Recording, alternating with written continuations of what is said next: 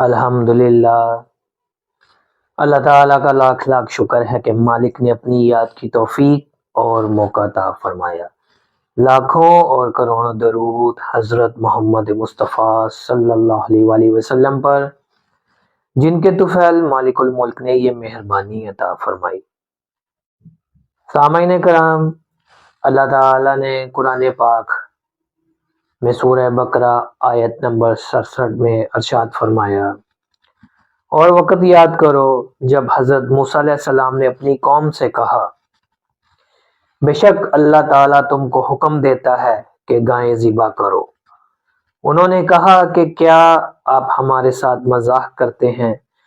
حضرت موسیٰ علیہ السلام نے جواب دیا، میں اللہ تعالیٰ کی پناہ مانگتا ہوں اس بات سے کہ میں جاہل ہو جاؤں۔ سامعین کرام، یہ ارشاد پاک بھی اللہ تعالیٰ نے بظاہر یہود کو مخاطب کر کے فرمایا، لیکن ساری مخلوق کے لیے قیامت تک کے لیے ہدایت ہے۔ حضرت موسیٰ علیہ السلام کے زمانہ میں ایک آدمی قبیل تھا جو بہت امیر تھا اور اس کی کوئی اولاد نہ تھی۔ اس کے چچا زاد بھائی نے اس کی وراثت کے لالچ میں رات کے اندھیرے میں اسے قتل کر دیا اور اس کی لاش کو جا کر دوسرے آدمی کے دروازے کے باہر پھینک دیا۔ صبح اٹھ کر اس نے شور مچا دیا کہ میرے چچا زاد بھائی کو کسی نے قتل کر دیا ہے، اور وہ یہی لوگ ہیں جن کے دروازے کے باہر اس کی لاش پڑی ہے، اور مجھے اس کا خون کا بہا دلایا جائے۔ حضرت موسیٰ علیہ السلام نے ان لوگوں سے پوچھا جن کے دروازے کے باہر یہ لاش پڑی ہوئی تھی، اور آگے انہوں نے یہ جواب دیا کہ ہم تو ان کو جانتے بھی نہیں، ہمارا اس سے کوئی تعلق نہیں۔ ادھر وہ آدمی شور کر رہا تھا کہ ان لوگوں نے ہی اس کو قتل کیا ہے۔ جب جھگڑا زیادہ بڑھ گیا تو حضرت موسیٰ علیہ السلام نے اللہ تعالیٰ کی بارگاہ میں عرض کی، یا باری تعالیٰ، اس کا علم مجھے عطا فرما کہ اس کو کس نے قتل کیا ہے۔ حکم فرمایا کہ ان کو حکم دو کہ ایک گائے کو ذبح کریں۔ حضرت موسیٰ علیہ السلام نے ان لوگوں کو کہا، اللہ تعالیٰ کا حکم ہے کہ تم ایک گائے ذبح کرو۔ ان لوگوں نے کہا، آپ تو ہمارے ساتھ مذاق کر رہے ہیں، ہم آپ کی خدمت میں یہ عرض کر رہے ہیں کہ اس کا قاتل کون ہے ہمیں بتائیں، اور آپ کہتے ہیں کہ اللہ تعالیٰ حکم فرما رہا ہے کہ گائے کو ذبح کریں۔ حضرت موسیٰ علیہ السلام نے فرمایا، اللہ تعالیٰ کا رسول ہوں میں، اور اللہ تعالیٰ کے رسول کسی قسم کی ہنسی مذاق نہیں کرتے۔ ہنسی مذاق کرنا جہالت ہے اور جاہلوں کا کام ہے۔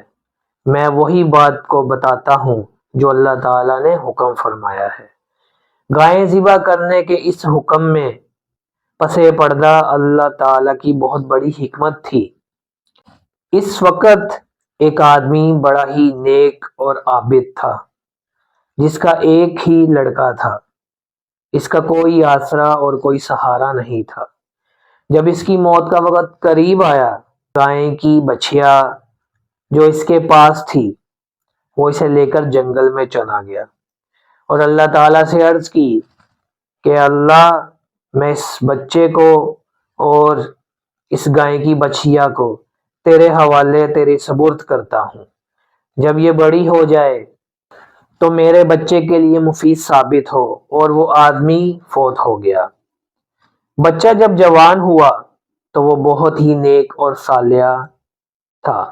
وہ مزدوری کرتا، اس کے 3 حصے کرتا، ایک حصہ اللہ تعالیٰ کی راہ میں خرچ کرتا، ایک اپنی ماں کی خدمت میں خرچ کرتا، اور ایک سے اپنی ضروریات پوری کرتا۔ اسی طرح اپنا وقت بھی 3 حصوں میں تقسیم کرتا، ایک حصہ اللہ تعالیٰ کی عبادت کے لیے، ایک حصہ اپنی ماں کی خدمت کے لیے، اور ایک حصے میں محنت مزدوری کرتا تھا۔ ماں نے جب دیکھا کہ میرا بیٹا بہت ہی نیک اور پرہیزگار ہے لیکن مصیبت اور تکلیف میں مبتلا ہے، تو اس دکھ میں ماں کو اس گائے کا قصہ یاد آیا۔ اس نے اپنے بیٹے کو بلایا اور کہا کہ تمہارے باپ نے ایک بچیا جنگل میں چھوڑی تھی اور اللہ تعالیٰ کی سپرد کی تھی، اور مجھے وصیت کی تھی کہ جب میرا بیٹا بڑا ہو جائے تو وہ جنگل میں جا کر اس بچیا کو لے آئے۔ اس لڑکے کی والدہ نے اپنے بیٹے کو کہا کہ تم جنگل میں جاؤ اور اس گائے کو لے آؤ، اور جب جنگل میں جانا تو اس گائے کو یہ ضرور کہنا کہ تمہیں حضرت ابراہیم علیہ السلام اور حضرت اسحاق علیہ السلام کے رب کی قسم دیتا ہوں کہ میرے سامنے آ جاؤ۔ چنانچہ وہ لڑکا جنگل میں گیا اور اس نے اسی طرح کہا کہ تمہیں حضرت ابراہیم علیہ السلام اور حضرت اسحاق علیہ السلام کے رب کی قسم میرے سامنے آ جاؤ، تو وہ گائیں اس لڑکے کے سامنے آ گئی۔ وہ گائیں دور سے جب اس لڑکے نے دیکھی تو ایسا تھا جیسے نور نکل رہا ہے، اتنی خوبصورت گائیں تھی۔ چنانچہ اس لڑکے نے اس گائیں کو دیکھا اور اس کو گلے سے پکڑ لیا اور اپنے گھر کی طرف روانہ ہو گیا۔ اللہ تعالیٰ کی طاقت سے گائیں کو زبان ملی اور اس گائیں نے کہا کہ آپ چلنے کی تکلیف کیوں کرتے ہو، آپ میرے اوپر سوار ہو جاؤ۔ اس پر اس لڑکے نے کہا کہ میری ماں کا حکم ہے کہ میں تمہیں گلے سے پکڑ کے لاؤں، اور اس گائیں نے آگے سے کہا کہ تم بہت خوش نصیب ہو، تم اپنے ماں کے بہت فرما بردار ہو، دنیا کی ہر چیز تمہاری فرما برداری کرے گی، اگر تم پہاڑ کو حکم دو تو وہ بھی تمہارے راستے سے ہٹ جائے گا۔ چنانچہ وہ لڑکا گائیں کو لے کر گھر آ گیا۔ ماں نے کہا اس گائیں کو بازار میں لے جا کر 3 دینار کی فروخت کر دو اور اپنی ضرورت میں استعمال کر لو، جب تمہیں کوئی گاہک ملے تو تم میرے سے ایک بار ضرور پوچھ لینا۔ لڑکا گائیں کو لے کر بازار میں چلا گیا۔ اللہ تعالیٰ نے اس کے راستے میں انسان کی شکل میں ایک فرشتہ بٹھا دیا۔ اس نے کہا کہ کتنے کی گائیں بیچتے ہو؟ جواب ملا 3 دینار، لیکن شرط یہ ہے کہ جب تمہارا میرا سودا طے ہو جائے تو میں اپنی ماں سے ایک بار ضرور پوچھوں گا۔ اس انسان نما فرشتے نے کہا کہ میں تمہیں 3 کی بجائے 6 دینار دیتا ہوں، تم اپنی والدہ سے نہ پوچھو۔ لڑکے نے کہا کہ تم اس کے بدلے مجھے سونے کا پہاڑ بھی دے دو، تب بھی میں اپنی ماں سے پوچھوں گا۔ چنانچہ لڑکا اپنی والدہ سے پوچھنے گھر آیا اور اس کی والدہ نے کہا ٹھیک ہے 6 دینار کی بیچ دو، لیکن جب تمہارا سودا طے آ جائے تو مجھ سے ضرور پوچھ لینا۔ پھر لڑکا اس انسان نما فرشتے کے پاس پہنچا اور کہا ٹھیک ہے 6 دینار دے دو، لیکن میں اپنی والدہ سے ایک بار پھر پوچھوں گا۔ اس انسان نما فرشتے نے پھر کہا کہ کیوں وقت ضائع کرتے ہو، میں تمہیں 6 دینار کی بجائے 12 دینار دیتا ہوں، لیکن اپنی والدہ سے مت پوچھنا۔ اس لڑکے نے کہا کہ نہیں، میں اپنی والدہ سے ضرور پوچھوں گا۔ وہ لڑکا پھر گھر آیا اور اپنی والدہ کو بتایا۔ اس پر اس کی والدہ نے جواب دیا وہ انسان نہیں، وہ فرشتہ لگتا ہے، اب تم یہ گائیں لے جاؤ اور اس فرشتے سے پوچھو کہ ہمیں یہ گائیں بیچنی چاہیے کہ نہیں۔ اس فرشتے نے کہا کہ اس گائیں کو فروخت نہ کرنا، جب بنی اسرائیل کی قوم تم سے گائیں خریدنے کے لیے آئے تو تم گائیں ان کے ہاتھوں فروخت کرنا، اور اس کے بدلے تم اس کا پورا چمڑا بھر کر اشرفیاں لینا۔ سامعین کرام، اس سے ایک بات یہاں سمجھنے والی ہے کہ اللہ تعالیٰ پر اگر بھروسہ کیا جائے تو انسان کبھی دھوکہ نہیں کھاتا۔ اللہ تعالیٰ اس کا توکل پورا فرماتا ہے اور اسے وہاں سے دیتا ہے جہاں سے اسے امید نہیں ہوتی۔ اور دوسری بات یہ سمجھنے والی ہے، جو چیز اللہ تعالیٰ کی سپرد کی جائے وہ کبھی ضائع نہیں ہوتی، خواہ وہ دولت ہو، اولاد ہو یا کوئی اور چیز۔ اللہ تعالیٰ اس کا محافظ ہوتا ہے اور اسے اس شکل میں واپس لوٹاتا ہے کہ جو اس کے لیے بہت ہی فائدہ مند ہو۔